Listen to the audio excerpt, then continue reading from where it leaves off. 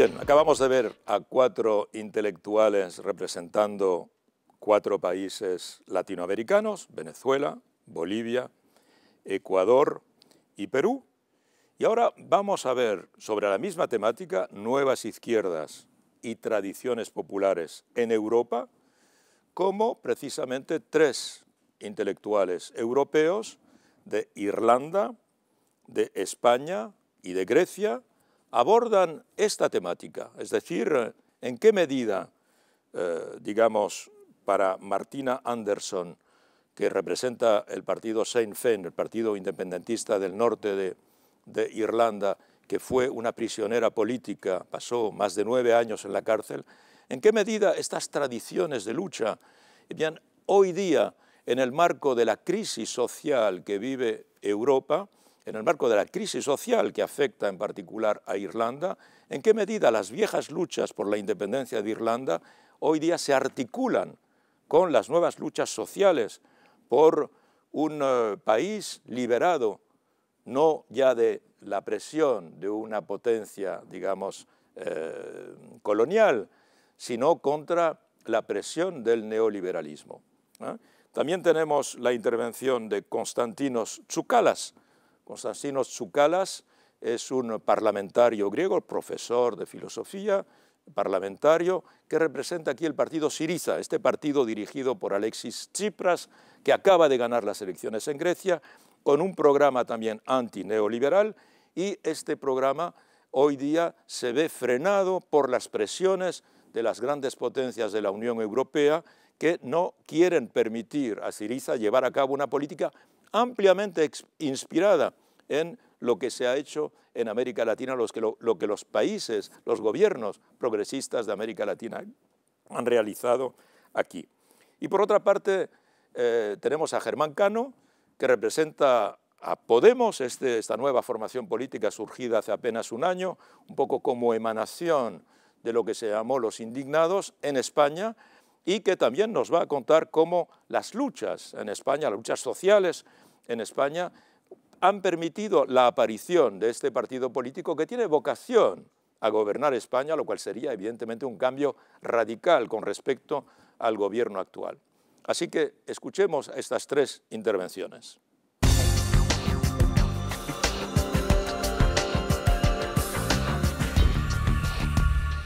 Creo que la palabra emancipación evoca sobre todo la salida de una situación de minoría de edad.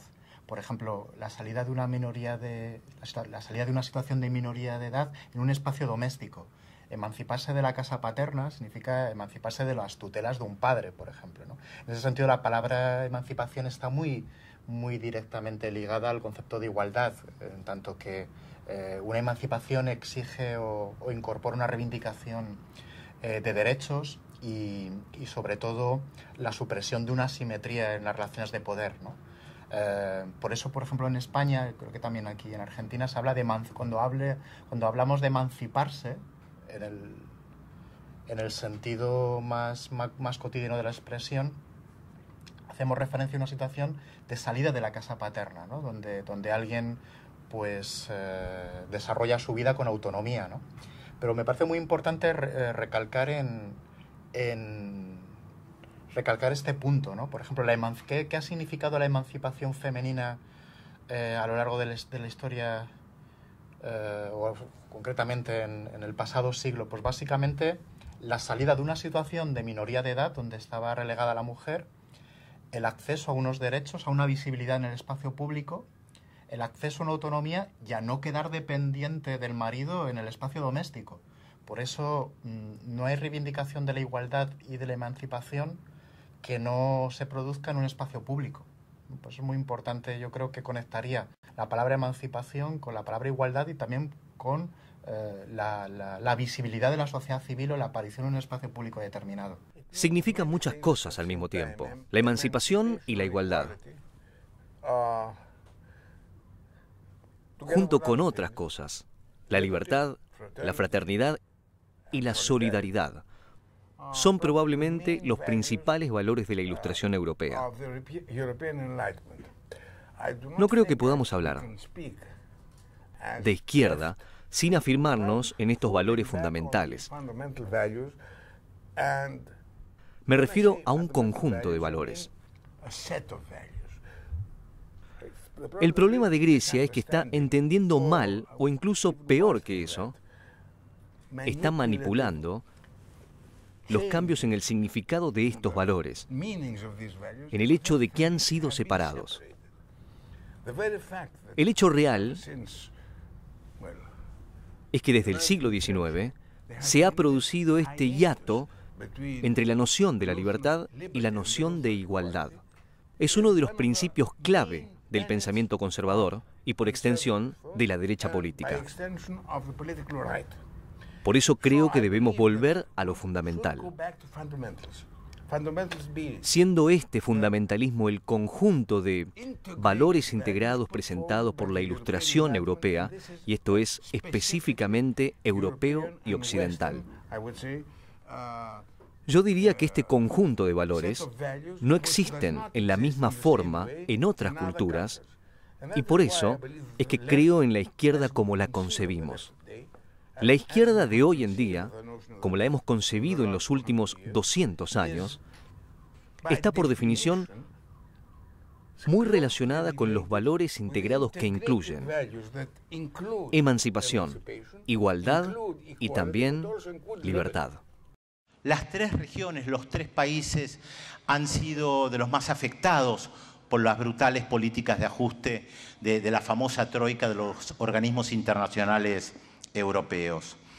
Y yo quería dejarle una pregunta flotando a los tres panelistas, que seguramente cada uno hablará desde su propio lugar, porque recordaba una canción que hace casi 40 años cantaba un cantautor español de nombre Javier Crae con Joaquín Sabina, un joven Joaquín Sabina, que se llama Cuervo Ingenuo. Y en esa canción Javier Crae interpelaba a Felipe González porque le decía que Felipe González iba a sacar a España de la OTAN si ganaba, y sin embargo Javier Crae le decía: hombre blanco, hablar por lengua de serpiente, tirar millones al comprar aviones en lugar de recortar el mejor cliente de Estados Unidos. ¿Y por qué menciono la canción de Javier Crae con Joaquín Sabina, que tiene tantos años? Porque hace pocos meses atrás Javier Crae cantó en público esa canción con Pablo Iglesias, el principal referente de Podemos. Y entonces, claro, la pregunta que uno podría hacerle a Pablo Iglesias es la misma que le puede hacer a Alexis Tsipras o a los compañeros del Sinn Féin. ¿Hay que respetar todo aquello que dicen? ¿Se puede salir de la OTAN? ¿Hay efectivamente un plan alternativo? ¿O terminamos cumpliendo con aquellos mandatos que dicen que hay que hacer porque no hay una vía alternativa? Y creo que los tres panelistas de hoy lo que tratan de presentar es justamente una vía alternativa, y que creo que es un lujo que nosotros podamos escuchar en esta ocasión y tener efectivamente la posibilidad de escuchar a un compañero griego de Syriza, que creo que es un lujo para todos.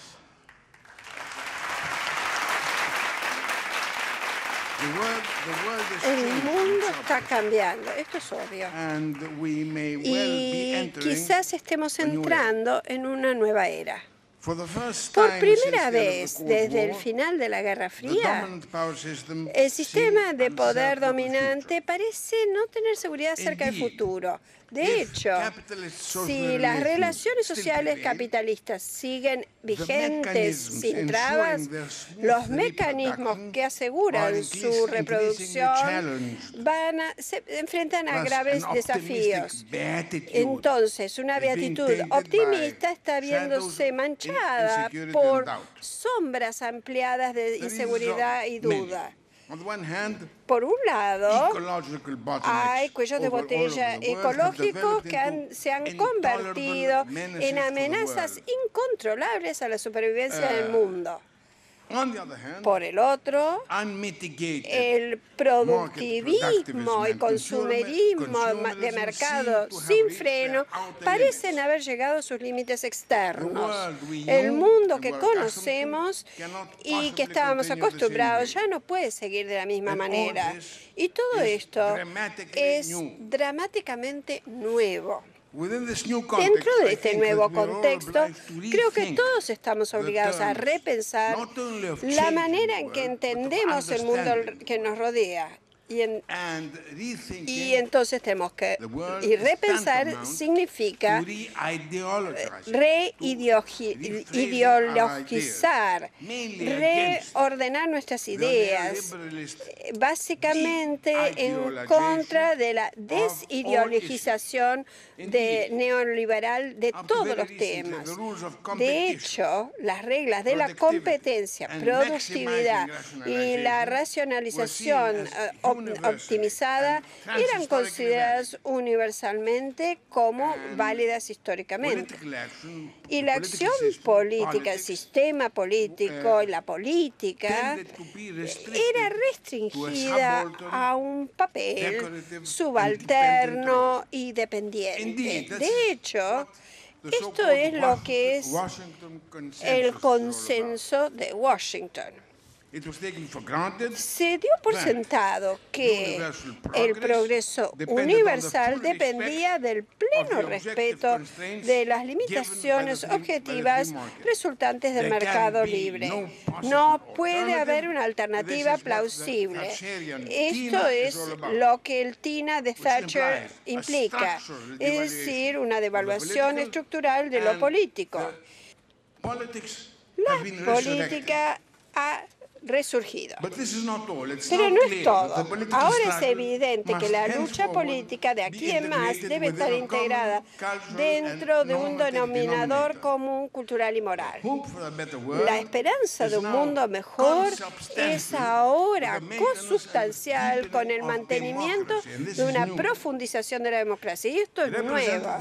Las formas representativas deben ser defendidas escrupulosamente, aun si esto implique que también tengamos que buscar nuevas formas de representación y de democracia directa. Pero el sistema democrático liberal debe mantenerse intacto. La historia nos ha enseñado que los derechos humanos, la representación y el Estado de Derecho deben defenderse a todo costo. Los derechos básicos, lo hemos sabido desde el principio: libertad, igualdad, fraternidad, justicia y solidaridad deben ser consideradas como inseparables, tanto desde el punto de vista normativo como institucional. Por ende, el rechazo explícito de toda forma de autoritarismo centralizado, ni mencionar el totalitarismo y la violencia política organizada. Pero irónicamente parece que estamos volviendo a un concepto que el primero que mencionó fue Abraham Lincoln. Necesitamos un gobierno del pueblo, por el pueblo y para el pueblo.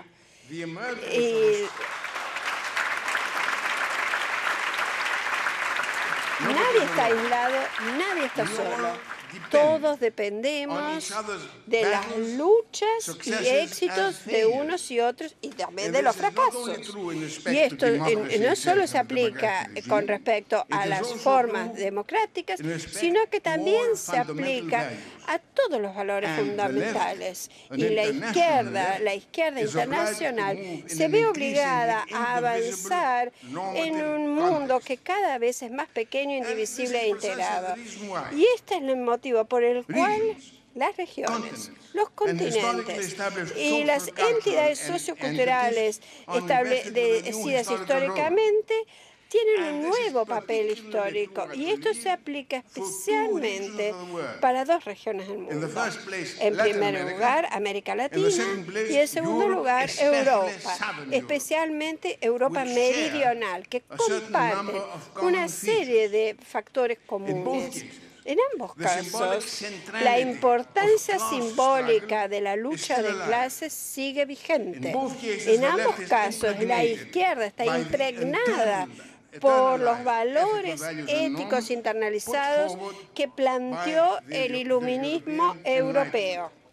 En ambos casos, la cultura y las lenguas dominantes provienen de la misma tradición y en ambos casos los antagonismos políticos han llevado a la larga a la instalación de terribles dictaduras, espantosas represiones y en algunos casos guerras civiles. Por lo tanto, no es casualidad que tanto América Latina como Europa Meridional, en ambas regiones, surgen nuevos proyectos orientados hacia la izquierda y tienen nuevos éxitos. Las nuevas formas de integración colectiva en el mundo tratan de perseguirse, se están experimentando con nuevos modelos de cooperación internacional y se están considerando nuevos métodos de coordinación política. Insisto en la parte de consideración y cooperación. Insisto con América Latina porque es la primera vez en la historia que se está concibiendo un modelo social alternativo y que se está implementando a nivel continental. Creo que es la primera vez que el equilibrio internacional de fuerzas se ve desafiado por medio de las iniciativas comunes concebidas a nivel regional. Ahora, el tratamiento ilógico de la deuda argentina es solo el ejemplo más reciente de esta tiranía dominante. Pero más elocuente es el caso de Grecia. De hecho, tenemos que tener en cuenta que Grecia está en la eurozona, el sistema monetario europeo común. No puede, por lo tanto, no puede haber decisiones monetarias nacionales unilaterales. La terapia de shock debe ser considerada e impuesta de diferente manera. La redistribución sistemática de la riqueza a favor del capital, el desmantelamiento del estado de bienestar, la reducción de salarios y la racionalización de las relaciones laborales ahora tiene que tener lugar internamente. Esto es lo que se llama devaluación interna precisamente. Todos los pequeños países vulnerables que pertenecen a uniones más grandes deben estar sujetos al nuevo dogma de la austeridad. Y en principio no pueden salirse del sistema libremente ni expresar sus objeciones. Tienen que sucumbir. Esta es la teoría. Ahora, Grecia fue el primer país en pagar este precio enorme de este reajuste brutal neoliberal. En 4 años nada más, un país moderadamente próspero fue puesto de rodillas. Las tasas de desempleo ascendieron a 25-30% de la fuerza laboral total y esta tasa dentro de la generación más joven llegó a 50-60%. La pobreza absoluta ha inundado el 35% de la población. Las jubilaciones, los salarios se han reducido en un 50%. Más de la mitad de las pequeñas empresas han sido conducidas a su quiebra. Y la gente está desesperada o si puedes huye del país. No es al azar que de acuerdo con las últimas estimaciones, 180.000 graduados altamente especializados, la mayoría de ellos con un doctorado, han sido obligados a emigrar. Es enorme el número si uno piensa que es el 5% de la población activa. Grecia está siendo privada de sus mejores talentos jóvenes. La imagen es catastrófica. Y los efectos son terribles. Deleterios son terribles. La falta de de techo, la mendicidad son endémicas. Las tasas de suicidio han aumentado, la expectativa de vida está declinando. Cada vez más niños de edad escolar sufren síntomas de desnutrición severa y los trastornos mentales psiquiátricos han llegado a proporciones alarmantes. De hecho, es la primera vez que yo recuerde que un país europeo tenga que enfrentar una crisis humanitaria de esta talla en un tiempo de paz. 4 años fueron suficientes para que todo el país fuera destruido. Por lo tanto, no es un accidente que la tarea real de la Unión Europea, del Banco Central Europeo y del Fondo Monetario Internacional sea asfixiar literalmente a la economía griega y que esté tomando lugar unas semanas antes de las elecciones en Andalucía y en Madrid. El mensaje está claro. Todos los pueblos europeos tienen que ser conscientes de las consecuencias inevitables de elegir inadecuadamente. Si el electorado no es sabio, debe enfrentar las consecuencias.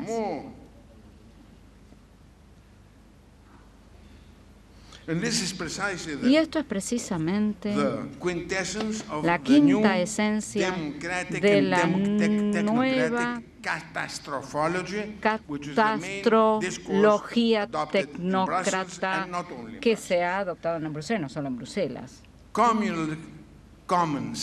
El sentido común debe ser la regla. Bueno, camaradas y amigos, estoy terminando, pero estamos todos juntos batallando contra el neoliberalismo y la austeridad dogmática. Debemos luchar contra la autoridad, debemos luchar contra las ganancias, el sentido común neoliberal. No tenemos otra opción y no tenemos otra forma de seguir. Obviamente, la historia es irónica, incierta y cruel a veces. No podemos tener la certeza de ganar. Muy lejos de ello. Cuanto más cuando las fuerzas oscuras del nacionalismo, de la ultraderecha, incluso el neofascismo, parecen estar acechando ahí en las sombras.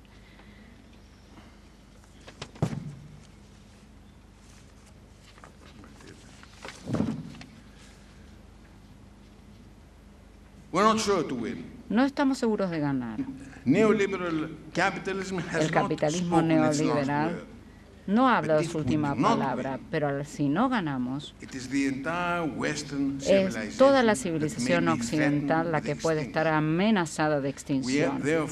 Por lo tanto, estamos obligados a luchar y somos optimistas porque optimismo es sinónimo de racionalidad. Por primera vez, de hecho, las tendencias históricas parecen estar visiblemente involucradas a nuestro favor. Cada vez más lo están aquellos que demandan democracia, autonomía política, justicia social y soberanía popular al mismo tiempo.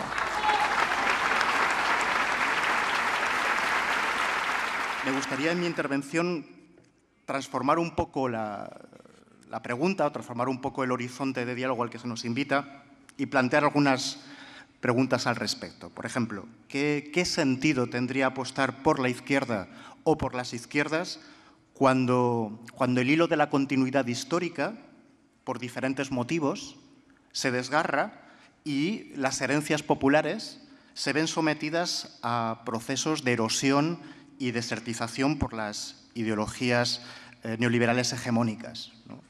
Por ejemplo, es un problema que es acuciante en Europa y particularmente en España después de 40 años de dictadura y después del trauma o del shock de la guerra civil que produjo que la izquierda no se viera reflejada en determinadas tradiciones populares o que determinada izquierda, entre comillas, como la izquierda del Partido Socialista Obrero Español, abogara por un proceso de modernización que tenía como precio erradicar la memoria histórica. En ese sentido, creo que hay una diferencia fundamental entre la coyuntura española y la coyuntura latinoamericana, aunque, como voy a intentar explicar en mi intervención, hay puntos de contacto y paralelismos cada vez más más importantes y cada vez más acuciantes, ¿no? O, por decirlo de otra forma, ¿en qué medida estamos obligados a pensar en el futuro de la izquierda o el futuro de las izquierdas en relación con las tradiciones populares en Europa desde una situación inédita que podríamos definir de pobreza experiencial, ¿no? Y cuando hablo de pobreza me refiero a una situación de orfandad, una situación de pérdida de tradición, una pérdida de tradición que es resultado quizá de la apatía de la izquierda a la hora de reivindicar esas tradiciones del pasado, pero también que tiene como causa procesos tecnológicos, transformaciones culturales de no poco calado. A la hora de entender este desgarro o esta ruptura de la tradición, lo digo para enfocar el problema al que se nos invita en esta mesa, creo que hay que contar al menos con 3 factores. En primer lugar, algo que no es un dato baladí, a partir del siglo XIX, la entrada en escena de la sociedad de masas. Ya no podemos hacer política al margen de la sociedad de masas. Y a la hora de reflexionar sobre los contenidos populares tenemos que tener en cuenta que lo popular está impregnado, está incrustado en una estructura ya masiva de comunicación. En segundo lugar, lo que podríamos también definir como la alteración y mutación de las pautas perceptivas y comunicativas desarrolladas al hilo de las nuevas tecnologías comunicativas. Y lo estamos viendo continuamente todos con Internet, con el WhatsApp, cómo no podemos vivir al margen de estas nuevas tecnologías de la información y cómo esto también ha alterado nuestra capacidad de orientarnos en el mundo. Hemos perdido capacidad de orientación en el mundo justamente porque estas nuevas tecnologías nos impulsan a la fragmentación, a la discontinuidad de la experiencia. Es muy difícil mantener identidades tradicionales en un mundo que está continuamente sacudido por información a toda velocidad, ¿no? Y por último, como último dato, pero no menor, a la hora de analizar este desgarro o esta pérdida de tradición o esta ruptura del hilo rojo, ¿no?, que nos podría comunicar con generaciones anteriores, destacaría un elemento muy importante y que, bueno, un elemento del cual pues, América Latina y particularmente la experiencia argentina nos ha dado pues, ejemplos muy interesantes, ¿no? El mayor protagonismo del factor cultural en las sociedades contemporáneas y también el mayor protagonismo cultural en las nuevas lógicas del capitalismo creciente desde la década de los 70. Lo que se destacó o lo que apareció en un primer momento en el 15M fue una especie de desprecio de la capacidad política de la sociedad civil. En un trabajo magnífico sobre los motines de subsistencia en la Iglesia del siglo XVIII, Edward Palmer Thompson introduce la noción de economía moral para cuestionar el uso habitual por parte de los historiadores de la categoría de motín, un motín irracional. Un concepto, según Thompson, que oculta más de lo que muestra al no considerar al pueblo como agente histórico. Algo parecido sucedió en las lecturas exógenas del 15M. No advertir que detrás de las movilizaciones y detrás del trabajo en las plazas subyacía lo que podíamos llamar con Thompson una economía moral, una gramática en virtud de la cual la queja individual, la insatisfacción en términos casi naturalistas, se expresaba en términos políticos. En este artículo lo interesante es que Thompson no trata de eliminar la existencia de condicionantes materiales, pero considera que las acciones políticas muchas veces se analizan apresuradamente como ocasionales, espasmódicas, interrupciones compulsivas, más que autoconscientes o activadas. Es decir, simples respuestas a estímulos económicos o como rebeliones del estómago. Esta naturalización, ¿no?, de la indignación, esta despolitización, tuvo lugar entre muchas lecturas del 15M, ¿no? Y esta forma de entender lo que estaba pasando como una rebelión juvenil, vital, pero que en el fondo no entrañaba nada serio, fue bastante predominante en la lucha ideológica o en la disputa ideológica sobre el sentido del 15M, ¿no? Una de las enseñanzas populares extraídas de todo lo que pasó alrededor del 15M fue, por tanto, la de hacernos sospechar de aquella imagen del proceso comunicativo y político en la que no cabían más figuras que las estratagemas del dominador y en la que, por la estructura del mensaje, no atravesaban los conflictos ni las contradicciones y mucho menos las luchas. Es decir, la idea, por ejemplo, de que los medios de comunicación era un bloque monolítico que aplastaba cualquier conciencia crítica.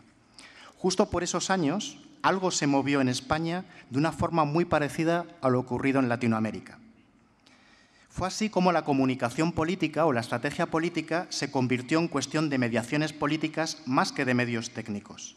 Un reconocimiento que fue de entrada una operación de desplazamiento para ver el proceso de la comunicación política desde el lado de la recepción. Es decir, la idea de que el poder necesita convencer, el poder necesita seducir y que la lógica de dominación siempre es una lógica dialógica, donde hay que entrar en el juego del poder, hay que entrar en el juego de los medios de comunicación, por poderosos que sean, por monolíticos que sean. Si una iniciativa política crece y prolifera transversalmente como Podemos, es sencillamente no solo porque sabe generar buenos dispositivos de escucha, lo cual no es poca cosa, sino porque, lejos de presuponer una posición pasiva en el receptor del discurso, entiende que el receptor de ese discurso, tiene una función protagonista decisiva a la hora de codificar y dar su asentimiento al mensaje. Por eso es muy importante señalar que en Podemos no decimos lo que la gente quiere oír, que es algo que se suele criticar mucho en determinados medios de comunicación. Si Podemos ha proliferado de la forma en la que ha proliferado es porque dice lo que la gente piensa, que es muy diferente. Es muy diferente decir lo que la gente piensa que lo que la gente quiere oír. Porque si decimos que en Podemos escuchamos lo que la gente piensa, estamos asumiendo en que la gente es un sujeto activo político. Es un sujeto que puede decir cosas, es un sujeto protagonista y no una mera materia prima manipulable. Y esto es algo que quizá no ha sido suficientemente advertido por otras iniciativas políticas.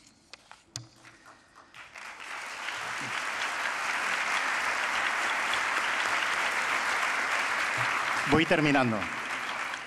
Hay que reconocerlo. En España, la presencia e intensidad de los afectos en la política latinoamericana se ha interpretado y sigue interpretando muchas veces no como una forma diferente de praxis política, sino en el sentido de un inveterado obstáculo, pobre, anacrónico, en el paso necesario de la barbarie a la civilización. Esto también es consecuencia de la obsesión por la modernización que nos entró a los españoles desde los años 80. En esa medida, Latinoamérica se vio algo en el sentido común, afortunadamente esto yo creo que está cambiando, como algo que nada tenía que enseñarnos. Esta es la razón por la que la desafección y el cinismo políticos españoles han sido estimados como un signo de distinción. Hemos sido muy cínicos y hemos sido muy snobs en las últimas décadas en España. Sin embargo, en relación con el desplazamiento del sentido común ocasionado tras el 15M, Podemos nos está mostrando que en Europa también es necesario apelar a una dimensión afectiva, imprescindible para la configuración de un nuevo tejido social y una nueva praxis política. Puede, por tanto, que el debate político de España en los próximos tiempos se debata entre dar una nueva oportunidad a esta lógica de la distinción, y estoy pensando en una iniciativa como Ciudadanos, o ahondar en una política plebeya y una política popular. Ese quizás sea el futuro próximo de España en los últimos tiempos.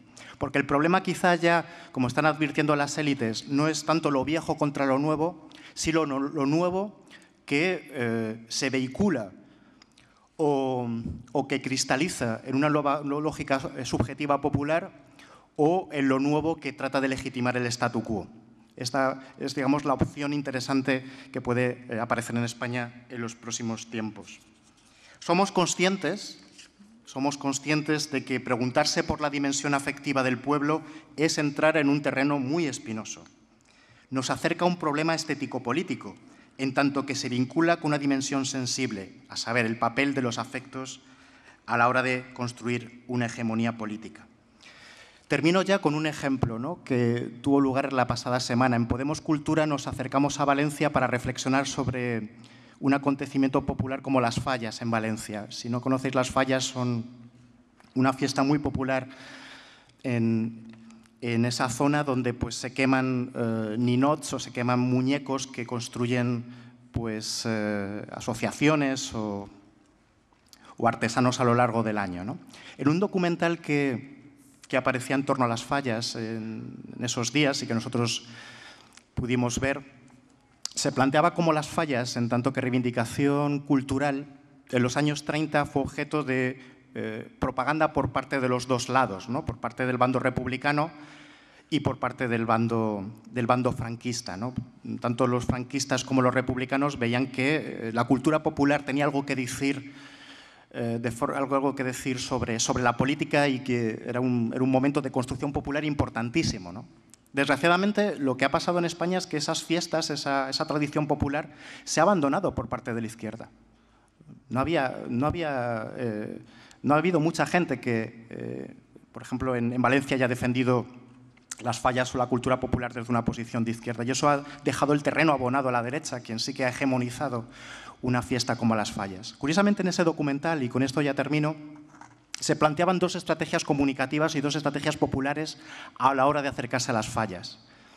La lógica franquista trataba de utilizar las fallas para dar miedo y por ello pues, construía enormes ninots donde aparecía la hidra roja, el peligro del comunismo, pero la estrategia comunicativa era generar miedo.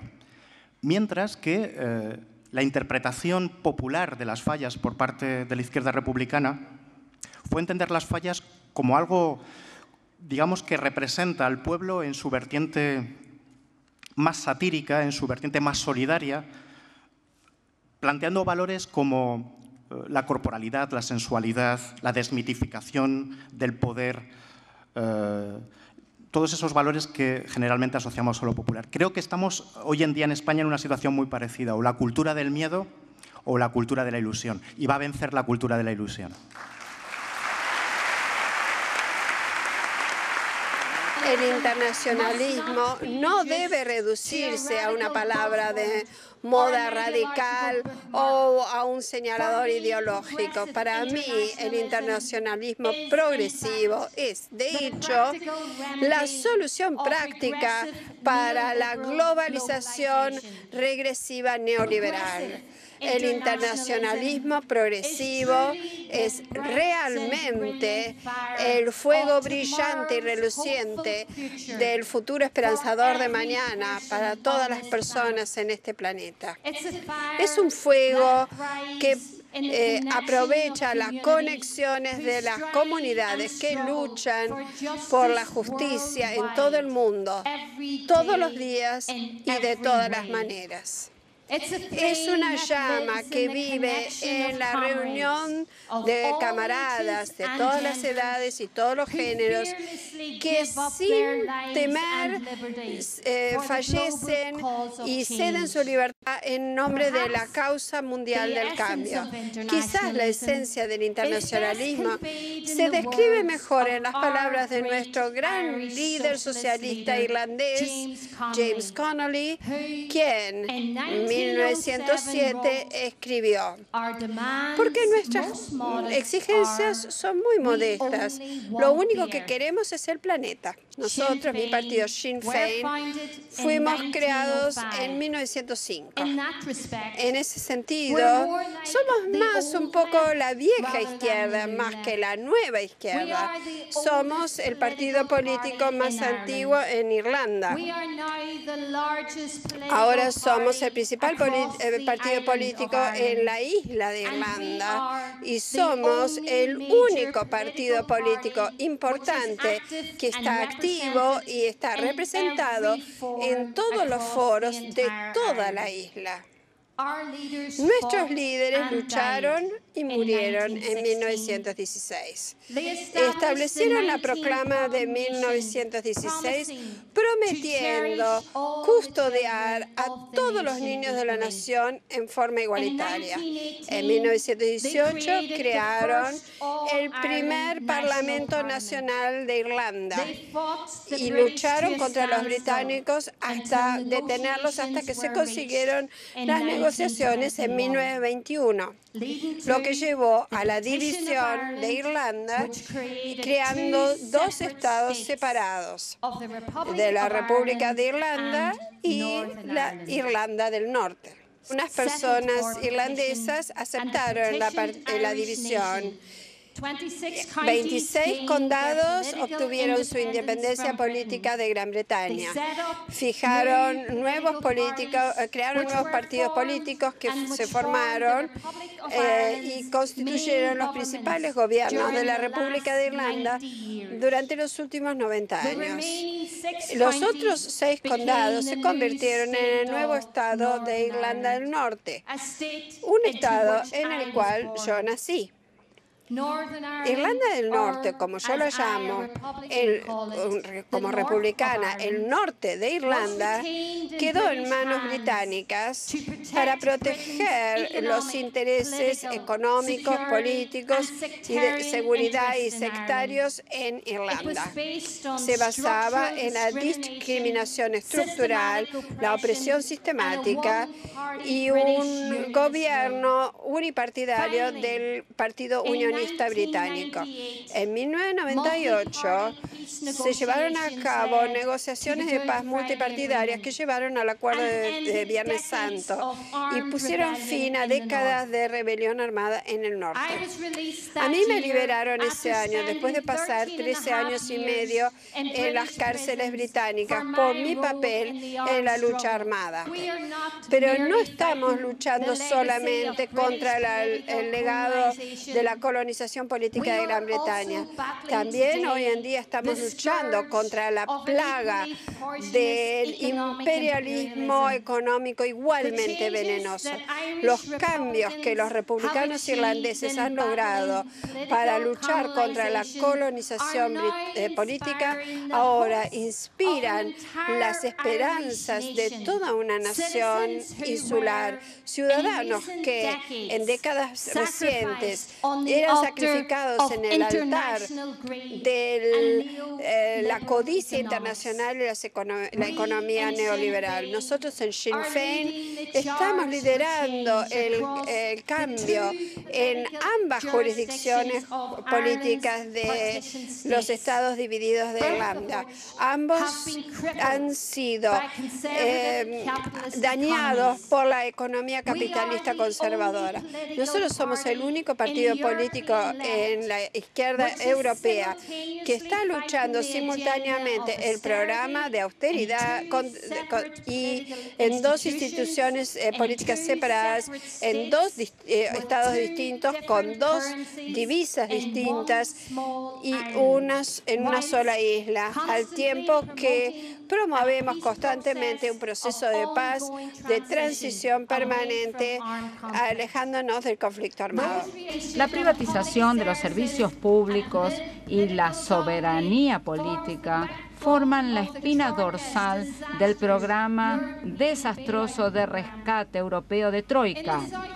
En el sur de Irlanda, 17.000 millones de euros fueron saqueados de las reservas de jubilaciones irlandesas en 2010 para satisfacer las demandas del préstamo de Troika. Y nosotros, como hemos visto en otros países como España, Grecia y Portugal, vemos que la élite gobernante constantemente ha sacrificado el dolor del pueblo por las ganancias de los banqueros.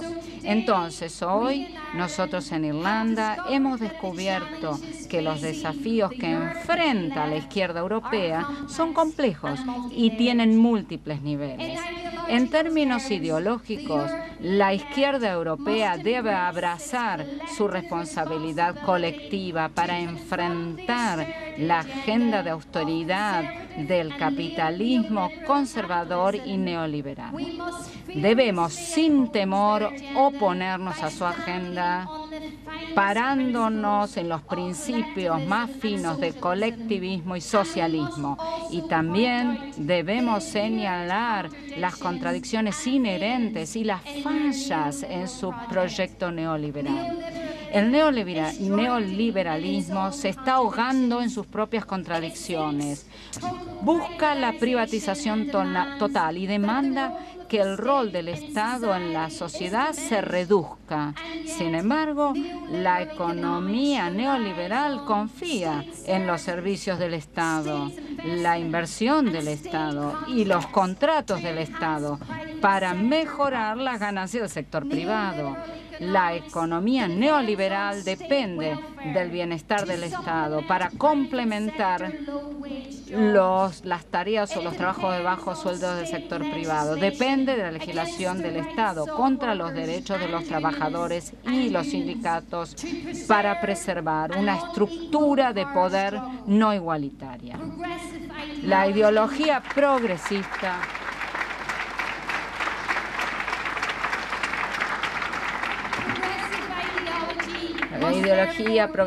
por lo tanto, se tiene que concentrar en el uso del Estado para respaldar los derechos de los trabajadores, ejecutar mecanismos de igualdad y restringir la persecución de las ganancias que no sean a costa de los trabajadores. En términos políticos debemos tratar de con confianza y convicción oponernos a estas malas tendencias. Nuestras posiciones políticas tienen que estar basadas en el desarrollo detallado y comprensión de las políticas prácticas que transformen las estructuras del Estado, con base en modelos económicos sustentables. Esos modelos que construyen el crecimiento económico sobre la base de entregar resultados de política social progresista. Tenemos la agenda alternativa. Ahora necesitamos la confianza para definir constantemente y redefinir y refinar cómo prácticamente vamos a implementar los cambios necesarios. En particular, la izquierda europea debe oponerse fuertemente a la Asociación Transatlántica para el Comercio y la Inversión entre la Unión Europea y los Estados Unidos, conocida como ATCI.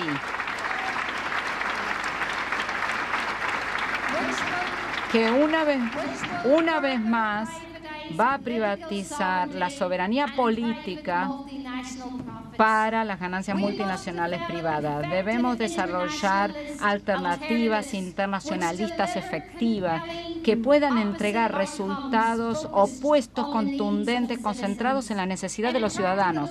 En términos prácticos, debemos asegurar que ahora podemos entregar cambio real, no solamente eslogans. A veces esto significa elecciones duras, concesiones estratégicas y largas luchas. Desafortunadamente, no hay una hoja en blanco de la cual podamos comenzar a escribir la nueva dirección económica del mañana. Estamos donde estamos, pero también sabemos a dónde vamos. Y esa certidumbre significa que podemos lograr cualquier cosa utilizando nuestra imaginación, nuestra creatividad, el colectivismo y la determinación ideológica que tenemos a montones.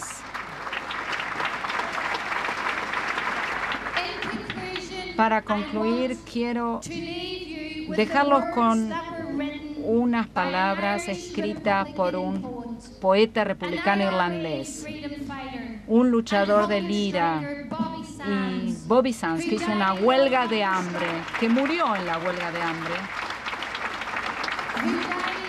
Murió durante su huelga de hambre en la prisión de Long Kesh en 1981. Bobby Sands escribió un diario para los primeros 17 días de su huelga de hambre de 66 días por estado político, por condición política.